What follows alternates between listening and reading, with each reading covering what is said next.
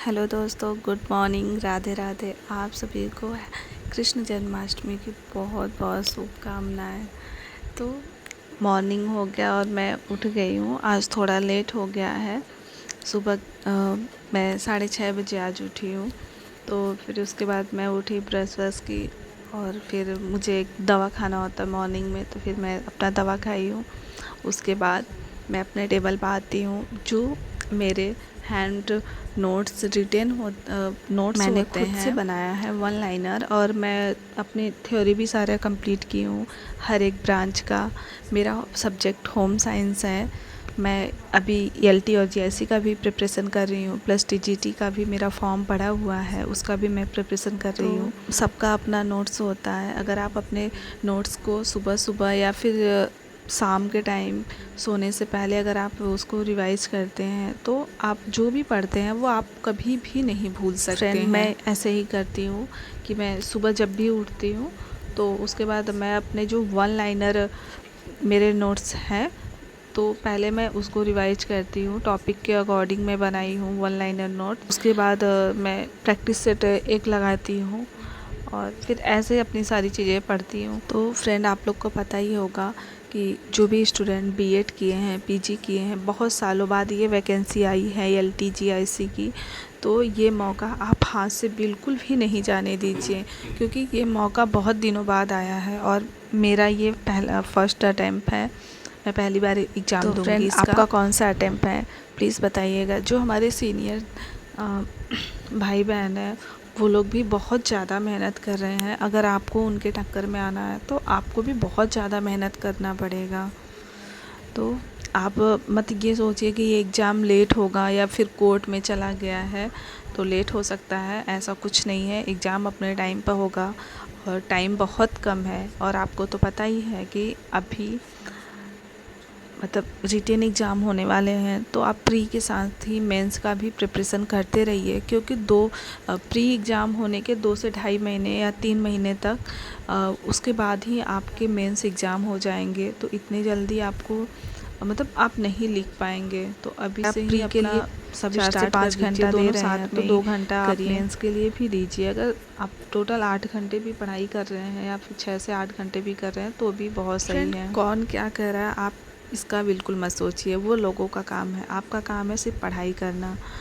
तो पहले बात तो जो अनमैरिड है और मैरिड दोनों लोग में बहुत अंतर है। मैरिड लोग जो हैं उनके पास बहुत ज़्यादा काम है। अगर वो पढ़ सकती हैं तो हम क्यों नहीं पढ़ सकते हैं।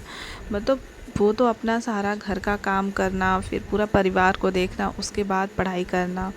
और जो हम लोग हैं जिनकी शादी अभी नहीं हुई है तो उनके पास बहुत अच्छा टाइम है। आपको कितना भी काम होगा वो भी जो एक मैरिड हाउसवाइफ करती है उससे बहुत कम काम है आपके पास।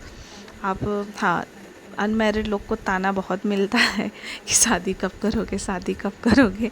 तो जो कह रहा है आप उसके बातों पे बिल्कुल ध्यान न दीजिए, आप अपना काम करिए। शादी तो एक दिन तो होना ही है ना। आप देख लीजिए जो शादी के बाद जो लोग पढ़ रहे हैं वो कितना मुश्किल से पढ़ रहे हैं, वो बहुत स्ट्रगल कर रहे हैं। तो आपको अगर मौका मिल रहा है आपके शादी से पहले तैयारी करने का, तो आप अपना जी जान लगा दीजिए। जो होगा वो होगा, लेकिन उसके पहले आप एग्ज़ाम के पहले आप इतना मेहनत कर अपना एक सीट पक्का करिए। संतुष्ट रहिए कि नहीं, हाँ, हमने मेहनत किया है। हर रोज़ न्यूज़ में, यूट्यूब पर हमेशा होता था अब आ जाएगी, अब आ जाएगी, तो एक वो होता था। लेकिन अब आ गया है तो इसका सिलेबस इतना ब्रॉड है तो उसका प्रिपरेशन करना बहुत टफ़ चीज़ है। तो अगर आप जीएस का भी साथ में प्रिपरेशन करते रहिए। अभी तो मैं लूसेंट से जीएस को कंप्लीट कर रही हूँ और उसी में बहुत सारी चीज़ें, अगर आप लूसेंट भी पढ़ रहे हैं तो आप बहुत अच्छा नंबर स्कोर कर सकते हैं जीके जीएस वाले भी पेपर में। और सब्जेक्ट तो हर किसी का अच्छा होता है। अगर कोई टीजीटी का प्रिपरेशन कर रहा है या फिर असिस्टेंट प्रोफेसर का या फिर नेट का भी कर रहा है तो उसका सब्जेक्ट ऑलमोस्ट मतलब एक फ्रेंड ये इसकी आप तैयारी हमेशा लगभग याद सही रखिएगा है कि आप ये कह सकते हैं, मतलब बिना मेहनत के कुछ नहीं होने वाला है। कुछ लोग बोलते हैं ना कि हाँ किस्मत में नहीं है या है तभी कुछ चीज़ें होंगी। तो मैं भी खुद देख चुकी हूँ, मैंने भी एग्ज़ाम दिए हैं, मेरे सेम नंबर से मतलब मैं वहाँ पर मेरा सिलेक्शन नहीं हो पाया। तो इसमें किस्मत की बात नहीं है, हो सकता था कि मैं और अच्छा नंबर लाती तो मेरा सिलेक्शन हो जाता। मत पर नहीं। तो आप मेहनत पर और भरोसा फ्रेंड करिए। ये मेरे पास यूथ का वन लाइनर है जिसमें सारे एग्ज़ाम के क्वेश्चन होते हैं, वो भी टॉपिक वाइज। पहले तो अगर आपको ये बुक लेनी है तो आप ले सकते हैं। और एक बात हमेशा याद रखिएगा कि आप यूथ कंपटीशन की कोई भी सेट अगर लेते हैं तो उसमें बहुत ज़्यादा त्रुटि रहती हैं। आप इसके ही आंसर के भरोसे ये मत सोचिएगा कि ये 100% हर आंसर सही होता है। अगर आप पढ़ेंगे तो आपको बहुत सारे इसमें त्रुटि मिलेंगी, तो उस चीज़ जब का आप पढ़ेंगे तो बहुत आपको ज़्यादा खुद ही ध्यान पता चलेगा कि दीजिएगा। हाँ इसमें बहुत सारी त्रुटि है, जहाँ त्रुटि होगी आप उसको सुधार कर लीजिएगा। लेकिन हाँ ये है कि ये बहुत अच्छी बुक है और इसमें आपको बहुत सारे जगह के क्वेश्चन मिल जाते हैं एक साथ, वो भी टॉपिक वाइज कहाँ पर कौन से, जैसे प्रोटीन से जितने भी क्वेश्चन जहाँ जहाँ के एग्ज़ाम में आए हैं वो वहाँ पर सारे रहते हैं। तो आपको पता चल जाएगा कि प्रोटीन के अगर चैप्टर से क्वेश्चन ले रहा है तो ये क्या क्या क्वेश्चन पूछ सकता है। तो इसमें आपको तैयारी करने का मतलब एक अच्छा आपके पास नॉलेज हो जाएगा कि क्वेश्चन कैसे बनता है। होते हैं तो आप किसी ऐसे हाउसवाइफ हो गई या फिर कोई जो लड़की कुछ बनी है तो आप उसकी वीडियो देखिए, वो उन्होंने कितना मेहनत किया है।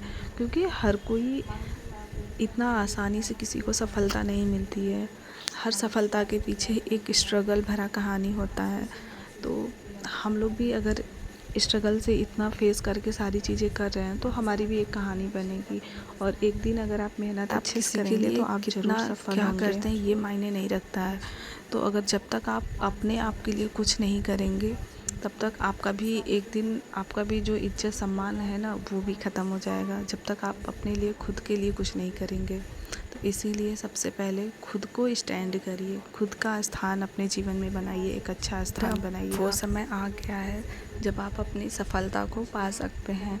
तो आप 2-3 महीने बहुत अच्छे से मेहनत करिए और आपको आपकी सफलता ज़रूर मिलेगी। इतना दिन वेट किए, अब 2-4 महीने और आप मेहनत कर लीजिए। किस्मत के भरोसे बैठने से कुछ नहीं होगा दोस्तों, अगर आप मेहनत करेंगे तो एक दिन सफलता ज़रूर मिलेगी। तो थैंक यू सो मच दोस्तों। आपको मेरा छोटा सा ब्लॉग कैसा लगा? अभी बहुत सारी त्रुटि होंगी, मैं सुधारने की कोशिश करूँगी। तो मिलते हैं नेक्स्ट ब्लॉग में। Thank you so much. तब तक